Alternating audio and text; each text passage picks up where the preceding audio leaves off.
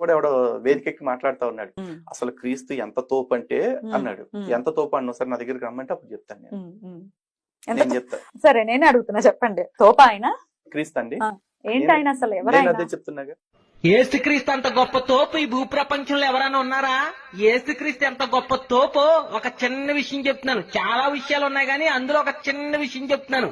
స్టువర్ట్పురం అనేటువంటి ఊరు ఆంధ్ర తెలంగాణలో తెలియనటువంటి వాళ్ళు ఎవ్వరూ కూడా ఉండరు. ఆ ఊరిని, ఆ ఊర్లో ఉన్నటువంటి మనుషుల్ని ఆధారం చేసుకుని చిరంజీవి లాంటి పెద్ద పెద్ద నటులు కూడా ఆ ఊరు మనుషుల్ని ఆధారం చేసుకుని సినిమా తీశారు.